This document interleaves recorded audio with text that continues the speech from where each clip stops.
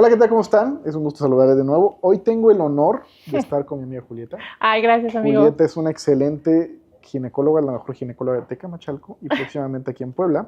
Julie, para quienes no te conocen, por favor, si me haces el grandísimo favor. Claro, soy la doctora Julieta del Razo Méndez, soy ginecóloga, obstetra, colposcopista y tengo un fellow en cirugía ginecológica estética, que es cirugía íntima, genital íntima. Y pues bueno, hago ginecología regenerativa, funcional, y pues estoy en Tecamachalco y ya próximamente aquí en Puebla. Bienvenida. Gracias, amigo. Muchas gracias por venir. Gracias. Oye, esto es un tema como de mucha importancia porque pues el embarazo es un milagro de la vida, lo sabemos todos, y pues quién no quiere ser mamá, pero el tema ahí es qué pasa con el embarazo, ¿no? Las secuelas que pasa con el embarazo. Claro. Entonces, este tema de la cirugía plástica con ustedes, estamos muy ligados, ¿no? Claro. A tener este tema de la convivencia. Mi pregunta primera sería, ¿tú aconsejas hacer algo más durante la cesárea? ¿Algo estético? No, totalmente no. No, porque durante 9 meses yo siempre les digo a mis pacientes que el embarazo es como una enfermedad a la cual tu cuerpo se tiene que adaptar, porque vas a generar una vida, ¿no? Por eso te alivias. Exacto, por eso te alivias. Entonces, idealmente la paciente debe de llevar el control prenatal, lo que son los 9 o hasta 10 meses, que puede durar 40 semanas, y una vez que estamos en la resolución del embarazo, llámese parto o llámese cesárea, no es aconsejable hacer de inmediato, en ese momento que están haciendo tu bebé vía por cualquiera de las dos, hacer algún procedimiento estético. ¿Por qué? Porque de ahí viene la cuarentena, que tú sabrás que son estos famosos 40 días donde se supone que tu cuerpo empieza otra vez ese camino de adaptación, que realmente eso es una mentira, porque no dura, a los 40 días tú como mujer no estás como estabas antes, ¿no? Entonces se dice que hasta 6 meses, hasta un año, una mujer puede recuperar el cuerpo que tenía anteriormente a ese embarazo. Entonces es desaconsejable, o sea, no se aconseja, y lo ideal es que por lo menos pasen, en lo que yo sé, 6 meses, ¿no? En cuanto a corporal, a cuerpo, ¿no? Hablando de senos o de abdomen, ¿no? Que si la paciente está lactando, pues tú sabrás que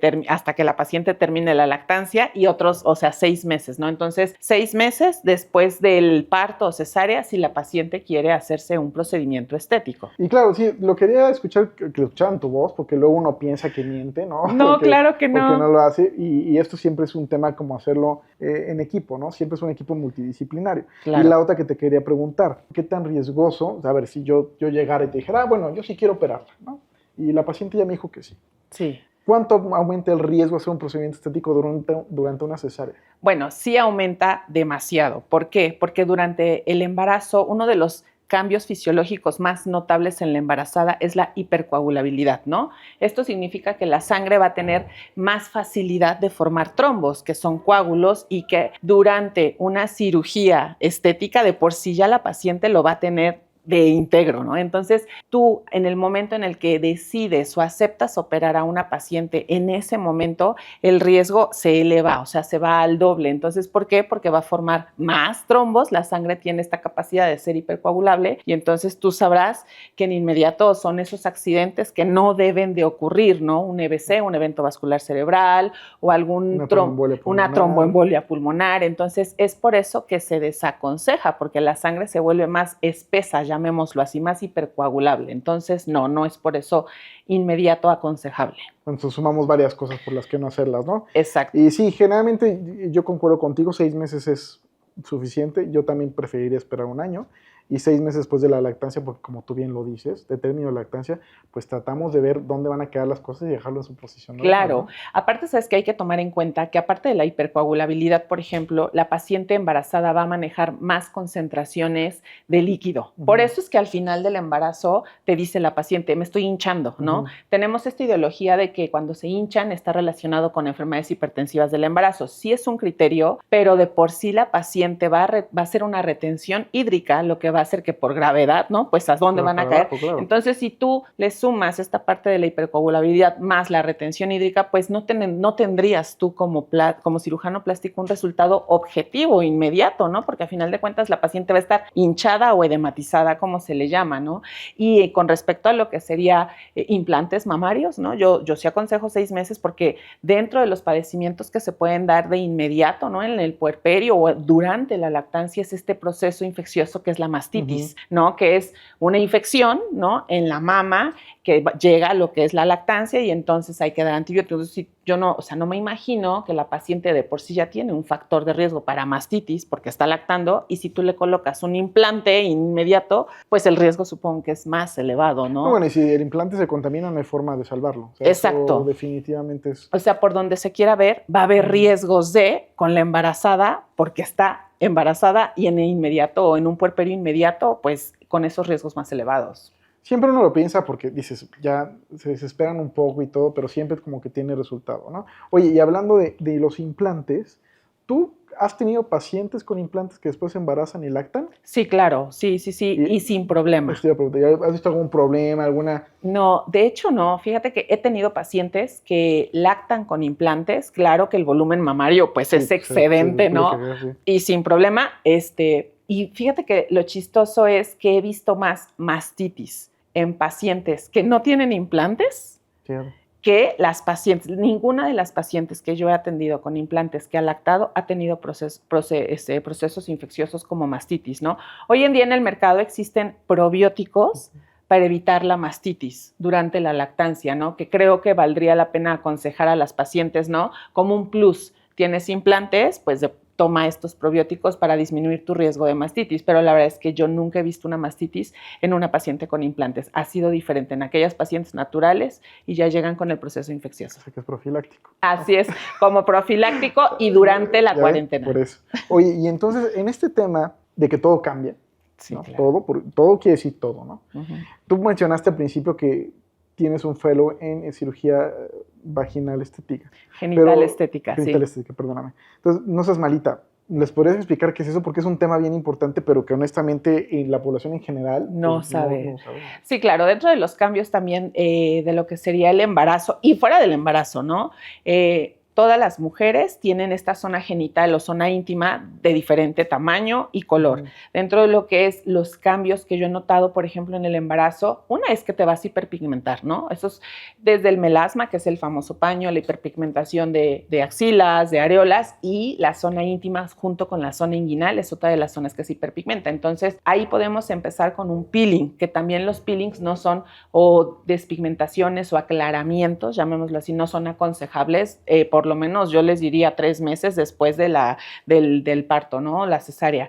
Y luego dentro de la cirugía estética genital, para aquellas pacientes, por ejemplo, que han tenido partos, sí o sí, la zona íntima va a cambiar, ¿no? O sea, va a haber una elongación de los tejidos y dentro de esto también puede existir lo que es la hipertrofia de labios menores. La vagina está conformada por labios mayores y labios menores y los labios menores en esta hipertrofia o elongación van a protruir o van a salir más que los labios mayores. Entonces, con los embarazos, esto también tiende a hacerse más evidente. No siempre es en todas las mujeres, pero sí lo hay y también es una de las áreas que la paciente quiere cambiar, ¿no? Pues ya tuve hijos, ya me operé para ya cerrar la fábrica, entonces voy a hacer estos pequeños cambios quirúrgicos para, pues yo les digo a mis pacientes, para volver a ser señorita de 20 años, ¿no? Entonces, sí, claro que se puede. Oye, y hablando también de esto, fíjate que tenemos ahí una duda, porque para ustedes es importante saber qué se han hecho, qué no se han hecho y cómo se han hecho, ¿no? Claro. Que generalmente por eso también es bueno acudir con un cirujano plástico certificado. ¿Por qué? Porque cuando nosotros estamos conociendo a la paciente, nosotros la conocemos un todo. Entonces, personalmente yo siempre pregunto cuando se van a operar y necesitan abdomino, pero hayan tenido embarazo o no, porque eso no depende del embarazo. Claro. Pero cuando se van a operar, yo siempre hago una pregunta que es, no por chismosos así, ¿no? Pero es de, ¿te vas a embarazar? Claro. ¿No? ¿Por qué? Porque cuando hago yo abdominoplastia, generalmente hago algo que se llama corset abdominal o aplicatura de rectos abdominales, que es darle más fuerza al abdomen para que la paciente se sienta con mayor rigidez, o sea, con mayor confianza, por decirlo así, mayor fuerza, y aparte deje el abdomen plano.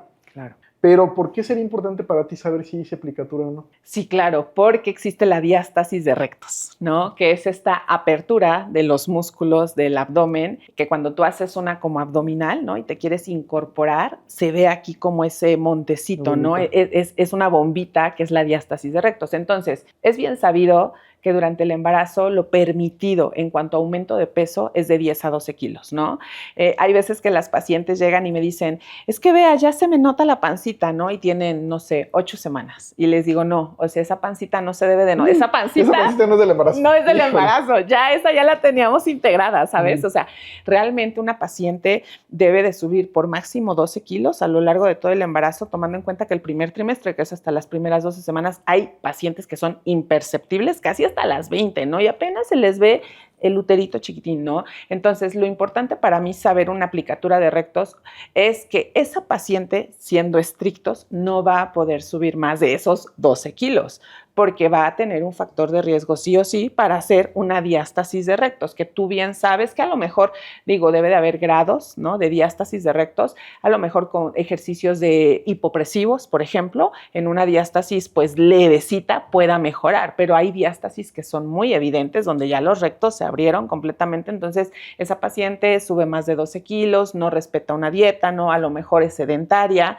y entonces yo digo, pues sí es importante porque se dice que para aquellas pacientes hay un riesgo, dicen los libros, de RCIU, que es la restricción del crecimiento intrauterino, porque tú ya hiciste este corset que ya no va a permitir la expansión, ¿no? Del útero, ¿no? Con ese bebé. Entonces, se dice que hay un mayor riesgo para RCIU en aquellas pacientes, pero el riesgo es bajo. Realmente, si la paciente sube los 12 kilos estrictos, o sea, ese bebé no tiene por qué nacer con restricción del crecimiento intrauterino, que es un bebé pequeño, ¿no? Pequeño de peso, porque hay otra variante de restricción de crecimiento uterino donde hay un bajo peso y aparte de alteración de los flujos hemodinámicos a nivel de lo que es las arterias uterinas. Entonces eso ya es un punto y aparte. O sea, es un bebé con bajo peso al nacer. Realmente no, o sea, ese es el punto que hay que tocar, ¿no? Que la paciente respete los 12 kilos, llamémoslo así, durante 9 meses, ¿no? Idealmente tienen que ir al nutriólogo, claro, las pacientes. Sí, y lo decía porque obviamente si tú sabes, ¿no? Que hubo una aplicatura que él hizo con un cirujano plástico, claro, tú estás más pendiente de los temas del peso del paciente, ¿no? Y eso lo tienen que saber las pacientes, porque si se van a volver a embarazar después de una aplicatura no quiere decir que no se pueda, pero hay que tener atención en eso. Exacto, ¿no? O sea, sí se pueden embarazar, o sea, porque yo también he escuchado esta parte donde hay cirujanos plásticos que les dicen es que ya no te puedes embarazar, porque entonces, pues, ¿para qué te operaste, claro, no? Mejor primero ten hijos y después ya cuando cierres la fábrica te operas. Realmente no. Sí, la paciente se puede operar en el momento de su vida, solamente que tiene que estar consciente que pues máximo 10, 12, y eso es lo que yo te voy a checar. Yo a mis pacientes en consulta, cada vez que van a consulta, se hace el peso, ¿no? La toma de signos vitales y entonces, ¿cómo vas? Ah, me subiste más de peso, porque en el tercer trimestre es cuando la paciente embarazada gana la mayor parte de peso. Entonces, si esa paciente las primeras 2 semanas ya se le notaba la pancita, pues ahora imagínate, ¿no? A cuando tenga 30, 32, ya la paciente ya no aguanto, doctora, ya me duele todo, ya sáquemelo, o sea, sí, no, o sea, sí me lo llegan, sí me ha tocado que me lo dicen, porque en verdad el peso abdominal claro, les empieza a doler la espalda, tienen ya lumbalgias, y entonces les digo, o sea, no podemos porque está chiquito ese bebé, aunque tú te sientes ya muy así, ese bebé todavía no es de término. Entonces, esos son los temas que hay que tocar con ellos, pero sí se pueden embarazar respetando 10 a 12 kilos los 3 trimestres, ¿no? Perfecto. Bueno, entonces tomando este tema del peso, y muchas veces también cuidamos el peso por un tema estético que claro, ustedes cuidan, ¿no? Que es en la piel y que son las famosísimas estrías. Ah, sí. Entonces, quisiera que nos explicaras un poquito de qué depende que aparezcan o no, y cómo se podemos tratar desde el punto de vista ginecobstetra, ¿no? Ya, claro. Bueno, realmente las estrías aparecen por la ruptura de los puentes de colágena, que son esta capacidad que tiene la piel de hacer un estiramiento, ¿no? A lo largo de lo que es el embarazo. Volvemos a caer al punto del peso, ¿no? O sea, la paciente debe de no subir más de 12 kilos. Aquellas pacientes que ya se embarazaron con un sobrepeso u obesidad, el grado que sea, van a tener mayor predisposición al desarrollo de estrías porque esa piel sigue estirándose. Me ha tocado pacientes que casi que cantamos la victoria, doctora, 8 meses, 9 meses, no, ni una, nada. Y a lo mejor en esta espera al final del embarazo de que quieren un trabajo de parto y que nos podemos llegar hasta las 40 o 41 semanas, en esas 2 semanas, aparecen las estrías, porque sí, ya la piel está así como estirando lo máximo, y entonces ahí aparecen unas finas, o hay quien sí, la realidad es que todo lo que es el abdomen aparece, yo les digo, como atigrado, ¿no? Ahora, es muy importante saber, y yo creo que tú también lo debes de manejar, las estrías rojas, las estrías violáceas, las estrías blancas, ¿no? Las estrías rojas es que en ese momento estás llevándose a cabo la ruptura de los puentes de colágeno, igual cuando van pasando a la violácea para culminar en la estría que ya es casi imperceptible que es blanca, pero va de la mano la estría con la piel. O sea, no nada más te aparece la estría, sino que también la piel se elonga y entonces yo le digo es que es esta piel como de viejito, ¿no? O sea, ya así como escurridita con las estrías. Entonces, ¿qué podemos recomendar? Desde el momento que tú te sabes embarazada, hay muchísimas cremas en el mercado, aceites corporales, desde comerciales hasta dermatológicos, ¿no? Que tú puedes aplicar. Yo les digo a mis pacientes, bueno, ¿y cada cuánto? Le digo, es que no existe una exactitud, ¿no? O sea, es todo el tiempo, ándate cargando tu crema en la bolsa, te da comezón. Que un alto. Ándale, un alto y te lo pones, o sea, estás viendo la tele, o sea, vaya. Que la fila está larga. Ándale, exacto, totalmente, porque aquí el tema es la hidratación de la piel. Sí. 1, 2, la genética de la paciente, 3, el peso. Entonces, son factores que se van sumando, ¿no? Y entonces, número 3 de factor, palomita, ¡ey! Estría, ya aparecí, ¿no? O sea, es que me pasaba a mí que luego veo pacientes que tienen un embarazo y así como si nada. Ándale. Y luego tienen 2 como si nada. Sí. Y llega el tercero. Ya. Tómala. Así es, totalmente. Porque yo siempre también les digo que es como una liga, ¿no? Totalmente. Pues hasta dónde llega la liga no sabes. No sabes. Y llega un momento que la liga ya está toda holgada, guanga, y ya vamos. De plano no te sirve. Sí es cierto. Ahora, hay pacientes, porque también lo he visto, y yo creo que a ti te debe tocar más, que no desarrollan estrías. Pero con el número de embarazos conforme va, la piel se adelgazó tanto que queda una piel colgadita, como pellejito. Y sin estrías. Y sin estrías. Sí. Es que, doctora, vea, y mi pancita es como de una viejita, ¿no? Así como colgadita, ¿no? Entonces, pues digo, yo ahí les recomiendo, digo, es que esa piel excedente es un tema de un corte. O sea, ninguna aparatología te va a regresar la tensión que tú tenías de ese abdomen plano, hermoso, del primer embarazo al tercero, ¿no? Entonces, ahí sí yo les recomiendo el corte completamente de lo que es la piel, que supongo es la lipectomía famosa. Y bueno, si a lo mejor pues no es un holgamiento tan notorio, ¿no? Pues tú sabes que hoy en día sí se puede utilizar aparatología, ¿no? Hay muchísimos, supongo, estimuladores de colágeno, pero siempre les digo a mis pacientes, o sea, es que la aparatología es un mantenimiento. Con una vez que te lo hagas, pues tienes que seguir y seguir, o sea, no me lo hice una vez y ya, es como el Botox, ¿no? Que tiene un cierto límite y si vas al gimnasio y cargas peso, pues no te va a durar 6 meses, te dura 4, ¿no? O sea, lo mismo va, entonces, en esas pieles que elongaron mucho, aunque no tengan estrías, pero a la paciente ya le quede ese colguijito, siempre les digo, es que esto no va a salir más que con cirugía plástica, ¿no? Y eso es un corte, una mini lipectomía o lipectomía, no sé, ¿no? Pero vaya, es un corte a final de cuentas. Aquí, por ejemplo, lo que también a mí me preguntan, tienen la cirugía de la cesárea, la Fanesteel, ¿no? Y entonces les digo, pues es un corte. Y me dicen, ¿y me va a hacer, o sea, el mismo corte? Le digo, bueno, eso ya depende del cirujano a quien tú vayas a visitar, pero pues idealmente no sé si se pueda entrar por esa misma incisión de la cesárea, porque eso es algo que a mí mis pacientes me preguntan. Es una muy buena pregunta y ojalá muchos ginecólogos nos vean.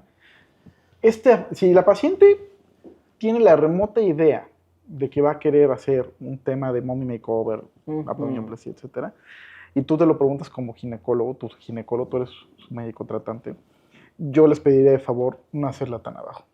Ya. Sí. O sea, con este afán de esconderla para que no se vea, claro, le quitan el chance de que esa cicatriz vaya. Sí. Porque a veces la dejan tan abajo que a mí no me permite usar la misma. Claro. ¿Por qué? Porque si no jalas los labios y los estiras. Sí. Y se deforman. Entonces, si nos están viendo, amigos ginecólogos, por favor, no la dejen tan abajo. ¿Te acuerdas que una vez me dijiste, no? Yo siempre tomo de la sínfisis del pubis, que es el hueso, ¿no? Como 2 dedos arriba, ¿no? Aunque la paciente, hay pacientes que te lo piden y te dicen, yo quiero que me quede aquí en donde está el vellito, el crecimiento, para que no se me vea, ¿no? Y siéndote honesta, Claro que se puede, pero para nosotros, o al menos sí es como más laborioso, llamémoslo así, difícil, porque tienes que levantar despegar pedazos y más, claro, desde lo que es el vellito púbico, ¿no? Desde ahí casi hasta el ombligo, ¿no? Y a lo mejor si ese bebé viene con un peso de 3,700, 3,800, ¿no? O sea, es como que tienes que hacer una super ventana para que el bebé pueda nacer. Entonces, sí es un poco más laborioso y aparte, no sé, yo creo que también es algo que a mí me toca ver, heridas o más bien cicatrices hipertróficas. Sí, claro, es que es una zona de tensión. Sí. Lo ideal sería dejar las 8 centímetros de la horquilla vulvar. Ok. Así para que la noten. 8 centímetros de horquilla vulvar. Yo ahorita lo voy a empezar a anotar, amigo. ¿Por qué? Porque también he tenido pacientes que desgraciadamente tengo que dejar las 2 cicatrices. Claro. O sea, que no me la puedo llevar y que tengo que hacerla arriba de esa, pero es un tema estético, porque si lo dejas hasta abajo se modifica y se ve y no les gusta cómo se ve. Sí, entonces claro, eso sí es bien importante, es una muy buena pregunta. Hay que dejarlo no tan abajo. La incisión de la cesárea Fan Steel no debe, se puede, ¿no? Pero no, bueno, de que se puede, se puede. Pero si tú estás pensando hacerte una cirugía, ¿no? Más adelante, ¿no? En algún momento lo requieres, o sea, el cirujano, tú no vas a poder llegar hasta casi el vello púbico, vas a tener que hacer otra incisión arriba y entonces a lo mejor sí, una no se va a ver, ¿no? Que es la mía, en vellito púbico, y la tuya que sí va a ver, ¿no? Pero eso es algo que a mí sí me preguntan muy comúnmente pero van a entrar en la misma cicatriz. Les digo, bueno, eso lo tienes que ver ya con el cirujano. Con la evaluación. Pero es una muy buena pregunta eso. Y te quería platicar sobre estos cambios que luego tú ves, que hay una característica muy peculiar que se llama mama tuberosa. Así es. Entonces, la mama tuberosa es un tema de un anillo fibroso que se encuentra en la areola y que hace como si fuera un embudo. Entonces la mama crece rara. Pero ¿qué pasa con el embarazo con estas pacientes? Bueno, sí me ha tocado ver mamas tuberosas. En el embarazo, obviamente las mamas están capacitadas para esta producción de leche, ¿no? Dentro de los cambios del embarazo vas a tener lo que es la prolactina, que es esa hormona que vamos a secretar, y entonces vamos a tener la producción láctea. Las mamas tuberosas, en mi parecer, porque la paciente se ve de frente. De por sí el embarazo es un cambio impactante, ¿no? Luego tenemos el puerperio y es esa parte donde te encuentras con tu realidad, donde estamos sentadas con la mama llena de leche, te está escurriendo y en las mamas tuberosas llegan a crecer asimétricas. Doctor, es que vea, un seno se me llena más que otro, ¿no? Y entonces les digo, pues entonces dale más de ese seno que se te llena más que otro. Y es obvio y evidente porque a veces la paciente tiene la esperanza de que con eso, bueno, ya voy a lactar y ahorita cuando regresemos a lo normal van a regresar y las dos van a estar del mismo tamaño. Y la realidad es que no. Honestamente, creo que la lactancia en una mama tuberosa pues complica la situación. Porque ya por sí la mama, como tú bien lo dijiste, tiene un anillo de fibrosis y entonces la va a hacer anormal, irregular, y luego llega la lactancia y te va a hacer como quieras. Entonces la mama sí o sí va a quedar con cambios que a veces son irreversibles y que yo le digo a mis pacientes, es que esto yo ya no lo voy a poder corregir. Esto es directo con un cirujano plástico para que te valore. Desconozco si te tienen que poner un implante a lo mejor un poco más grande o otro más pequeño para simular, ¿no? Porque incluso por más perfección, creo yo, que tú puedas como cirujano plástico medir y todo, en las mamas tuberosas sí tiende como a haber un poquito de asimetría, ¿no? O sea, aunque tú entres con el mejor equipo, no sea súper exacto, si bien es cierto que dicen que la mitad de nuestro cuerpo creo que es un poco más larga o más grande, ¿no? Sí, lo mismo pasa con las mamas, ¿no? O sea, por más trabajo perfecto que tú puedas hacer, aún así va a verse un poquito de asimetría, pero lo único que lo va a arreglar es la cirugía plástica. O sea, no va a haber de otra y la mama no te va, bueno, ya se llenó y esta se va a quedar llena y me va a compensar la que estaba, ¿no? O sea, no, la verdad es que no. Es como que con tu bebé puedes ahí, bueno, un poquito más, menos. Y a ver, hijo, ayúdame tú, sí, ya que estás acá. No, la verdad es que no, la lactancia va a ser esa etapa final, la llamo yo, en la que pues sí, la mama va a tener que sufrir cambios y son irreversibles más que con cirugía plástica. Sí, hay algunas cosas que, como bien lo acabas de decir, como para terminar esta agradable entrevista, hay cosas que no se van a corregir y se deben ayudar con cirugía plástica. Totalmente. Ni modo, así es la vida. Sí, ¿no? Es que pues el embarazo, siempre les digo a las pacientes, y esto es para la población que vea esto, es que hemos romantizado tanto el embarazo porque vemos en redes sociales embarazos perfectos, cuerpos perfectos, y el embarazo es la mejor etapa de la mujer. Y sí y no. Hay mujeres a las cuales les siente el embarazo maravilloso, las ves radiantes, y hay mujeres que el embarazo, estás con la ojera, se te está cayendo el cabello, o sea, estoy súper cansada, ¿no? Entonces, hemos romantizado tanto el embarazo que esperamos que cuando hoy nace mi bebé, yo a la semana ya esté haciendo mi yoga con mi cintura otra vez y tener el cuerpo que yo tenía de antes del embarazo. Y la realidad es que nunca va a volver así. Entonces, también aquí entra el factor edad. No es lo mismo que una mujer se embarace a los 20, a los 25, que está en la flor de la juventud, porque va a aparecer cuando crezca el hijo, la hermanita mayor del hijo, ¿no? A que una mujer se embarace después de los 35 años, porque si bien es cierto, a partir de los 35 años todas las mujeres empezamos un déficit hormonal. Y a mis pacientes yo les digo, a los 40 ya te formaste a la fila de la menopausia, ¿no? ¿Cuándo nos va a llegar? ¿Quién sabe? Pero ya está. Entonces, nunca vas a volver a hacer la de los 25. No es lo mismo que te embaraces a los 25, a tus 20, a que te embaraces a los 35, a que te embaraces a los 40. Claro que los cambios van a ser evidentes, notorios, y esta parte donde ahorita también como mujeres estamos prolongando la maternidad, no, pues es que todavía quiero viajar, mi casa, entonces los cambios después de los 35 son más evidentes, ¿no? Y es donde yo creo que llegan a los 40 y ya, doctor, ayúdeme, opéreme, póngame, pues sí, claro, porque la firmeza de los 25 ya no la vas a tener a los 40, totalmente. No, y a veces, pues como tú dijiste al principio de la entrevista, tiene que ver mucho con la genética, ¿no? Totalmente. Tengo pacientes de 50 años que no hay que hacer nada y pacientes que... Súper jóvenes. Que sí necesitan hacer body makeover, ¿no? Sí, claro, porque el embarazo, a final de cuentas, sí o sí, es esa enfermedad hermosa que se llaman hijos, ¿no? Y que te va a cambiar 9 meses y entonces, pues, lo romantizamos, pero en la vida real no todo es perfecto, ¿no? Desde los cambios de las mamas, el abdomen, la piel. Yo les digo, pues sí se cae un poquito todo, si te llegas a pigmentar de la cara, el famoso paño, melasma, el bigote, ¿no? O sea, es una serie de cambios brutal, ¿no? Entonces, ¿vale la pena? Claro que sí vale la pena, pero sí, pues vas a tener esos cambios, ¿no? Y vas a tener que recurrir sí o sí a la cirugía plástica. Oye, vamos a dejar a las mamás un ratito en paz. Y quería tocarte otro tema. Claro. Que era el tema de combinar cirugías. Porque muchas veces hay un tema ahí, miomatría uterina, a lo mejor paridad satisfecha, quistes ováricos, etc. Ya. Y te dicen, seguramente han dicho, oye, doctora, ¿y no podemos aprovechar como la entrada al quirófano? Sí, claro. ¿Qué piensas tú de eso? Yo creo que sí se puede hacer. Afortunadamente hoy en día hay muchas cirugías ginecológicas, dejando a las embarazadas, ¿no?, de lado, que se pueden hacer por mínima invasión. Hablamos de miomectomías en aquellas pacientes jóvenes, que cada vez se ve más pacientes que no han sido madres y que ya tienen miomas, o sea, miomectomías, o algún quiste de ovario, no quistes simples, que son tumores benignos de ovario. Entonces, creo que está excelente, más que nada porque tú cuidas lo estético, ¿sabes? Entonces, yo digo, ¿para qué le vas a hacer una incisión? Por muy estética que se le haga una FAN, ¿no? Que es la herida horizontal que se hace arribita, ¿no? Que no se vea con el bikini. Pues sí se puede. Creo que lo ideal es hacer una cirugía de mínima invasión.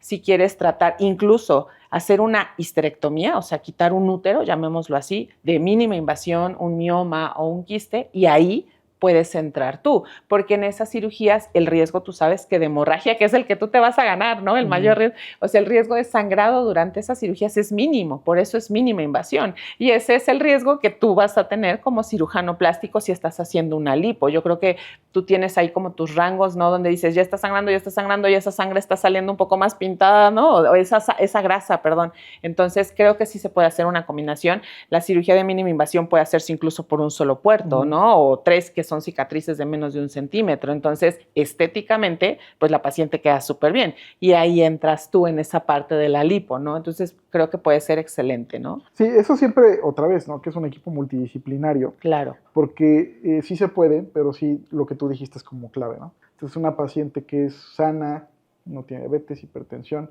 tiene un rango de hemoglobina aceptable. Entonces, yo ya sé que si tú, porque el útero concentra muchísima sangre. Claro. Yo ya sé que si tú vas a hacer histerectomía, yo calculo cuántos gramos va a bajar contigo, después yo puedo calcular cuántos gramos va a bajar conmigo, cuál es el porcentaje de riesgo y cuáles son los riesgos que tiene. Claro. Entonces, sabiendo eso, pues se puede hacer. Pero realmente la cirugía de mínima invasión para cualquiera de esos casos tiene un sangrado mínimo. O sea, entonces es como que yo ahora sí que te estoy dando chance, ¿no, amigo? Tú puedes darle chance a que puedes seguir haciéndole la lipo, ¿no? Y la paciente va a estar bien, ¿no? Tomando en cuenta que siempre es en un quirófano, con un equipo seguro, monitorizando a la paciente. O sea, realmente sí se pueden hacer cirugías en conjunto, cada quien en su área, ¿no? Mito, realidad. A ver. ¿El láser CO2 genera contracción de la zona vaginal? Ah, ya. Bueno, ahorita lo están vendiendo como el todo, ¿no? O sea, es como que llegó CO2 a desbarrancar a todos los aparatos porque también desde cara, ¿no? Y en la zona íntima lo están vendiendo o se está manejando de esa manera. La realidad es que el láser CO2 es una alternativa para aquellas pacientes principalmente para atrofia urogenital, o sea, sequedad vaginal, ¿no? Porque el láser CO2 se introduce vía vaginal y entonces el láser, ¿no? Genera disparos 360 en lo que es la vagina, ¿no? Que yo les explico a mis pacientes que es como un tubo o como un túnel, ¿no? Y entonces, como rejuvenecimiento, no te va a dar la eficacia del tensado vaginal por sí solo. O sea, láser CO2 te va a ayudar con este tema de mejorar los puentes de colágeno y a la paciente le va a mejorar la lubricación, ¿no? Para la intimidad, para pacientes aquellas que ya están en esta época de la menopausia. Pero de ahí a que tú le hagas una sesión con CO2 a la paciente intravaginal y la paciente salga y diga, ya, estoy como señorita de 20 años, la realidad es que no. Bueno, porque aparte, eso sí hay que aclararlo, no solo es una sesión, ¿no? Claro. Idealmente debería ser 3 veces. Exactamente. Generalmente se dan 3 sesiones, ¿no? Con un lapso de, no sé, de 21 días hasta 30 días, ¿no? Porque también alguna vez, por ejemplo, me decían, es que conocí o me contaron una experiencia de alguien que habían quemado con un láser CO2. Tú sabes que el láser CO2 va por parámetros. Es muy difícil. Y es muy difícil, ¿no? Nosotros como ginecólogos, pues lo que tenemos en lo que es el piso anterior es la vejiga. Entonces, pues yo digo, si doy disparos, lo que voy a quemar va a ser la vejiga. Es muy difícil, o sea, realmente el ginecólogo, al igual que usted, uno debe de conocer los parámetros. Yo lo que hago con mis pacientes, ¿no? Veo qué tipo de atrofia tienen o qué tipo de sequedad, leve, moderado, severa. Les doy un disparo y les digo, ¿sentiste algo? ¿Te dolió? ¿Te molestó? Dime, ¿no? No sentí. Y entonces puedo subir un poco más mis parámetros. Pero eso es exclusivamente para mejorar lubricación. Si tú quieres un mejoramiento de lo que es flacidez o lo que es tensado vaginal, sí o sí, láser CO2 tiene que ir de la mano con otro tipo de aparatología, ¿no? Llámese lo que es la silla, por ejemplo, que te sientas y te da contracciones y ahí está haciendo el tensado, o está el HIFU vaginal, que es igual parecido al HIFU de la cara, ¿no?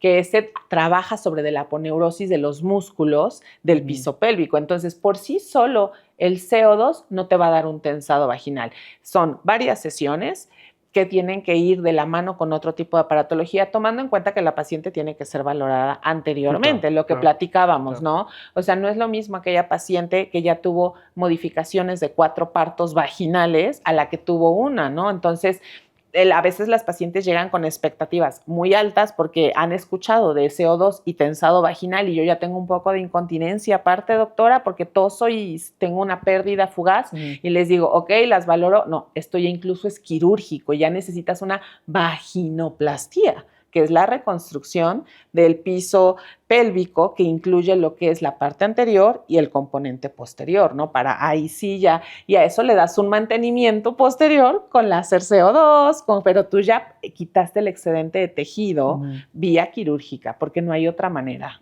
Oye, ¿y qué tan cierto es que se pueden colocar, o para qué se coloca el ácido hialurónico ahí, en esas zonas? Esa es muy buena, sí, amigo. Bueno, yo todo lo que aplicamos de rellenables, ¿no? De cara, también ahorita se está viendo en lo que es la zona íntima. ¿Por qué? ¿Cómo puedo aplicar un rellenable? El ácido hialurónico famoso. Tú sabes que hay de densidades, ¿no? Igualmente hay ácidos hialurónicos que son específicos para zona íntima.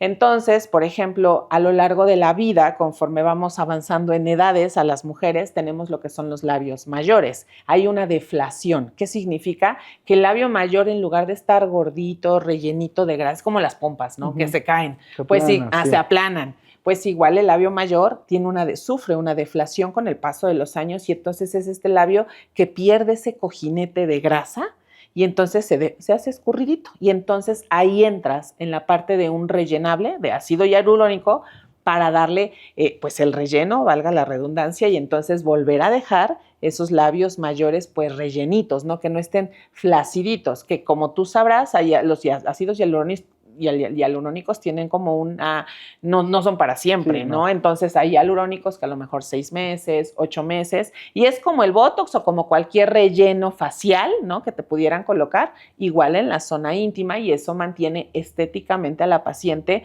pues, con una zona íntima bonita, ¿no? Con esos cojinetes, le puedes hacer un peeling, una despigmentación, ¿no? O sea, pero esto es algo que siempre les explico a mis pacientes. Ok, ya le estamos invirtiendo a lo estético, que me parece padrísimo. La despigmentación, y yo sé, yo te lo hago y todo, pero oye, ¿ya te hiciste tu papá Nicolau? ¿Ya te hiciste tu colposcopía? O sea, porque le invertimos tanto a lo estético que se nos olvida que existe el cáncer cervicuterino, sí, ¿no? Claro. Y entonces yo les digo, por lo menos hazme el favor, ¿no? De hacerte el papá Nicolau. Vamos a estar por ahí. Ándale, ya vamos de pasada, ¿no? Y como que te tomo un papá Nicolau, ¿no? Y ya de ahí, o sea, sí, porque le invertimos mucho al estético, pero en la zona íntima hablamos de cánceres, ¿no? Y entonces es muy importante que la paciente sepa que hazte tu PAP con tu colposcopía y ya, ¿no? Que todo esté bien, sanito. Y ahora sí, arréglate todo y lo embellecemos. Bueno, hay algo bien importante que quería tocar el tema, como los protocolos de seguimiento para las mujeres que se han operado, ¿no? Por ejemplo, implantes de mama, no abdominoplastía, qué tienen que hacer y qué no tienen que hacer. Ya. Entonces, yo generalmente cuando voy a ver una paciente, pedimos un estudio generalmente, cuando no hay ningún tipo de antecedente y son antes de los 40 años, no pedimos estudios como de imagen, ya, generalmente. Pero si vemos que hay algo como un quiste o algo antes de los 40, solicitamos un estudio de ultrasonido, que es lo indicado antes de los 40, para saber Exacto. Si hay o no. ¿Y qué me importa a mí para saber si hay o no? Porque si hay algo, yo la tengo que mandar contigo para que tú la revises anualmente, independientemente de los implantes, ¿no? Así es, exactamente. Porque el protocolo, quería que nos explicaras qué cambia del protocolo cuando tienes implantes. Ok, pues no cambia nada. La realidad es que te pongas implantes o no te pongas implantes, te dicen las guías que las mujeres tenemos que hacernos un ultrasonido mamario a partir de los 35 años anualmente, ¿no?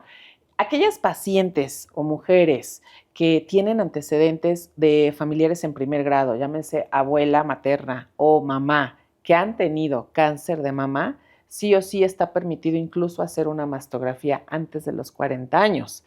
Estrictamente todas las mujeres a partir de los 40 años tienen que hacerse ultrasonido y mastografía.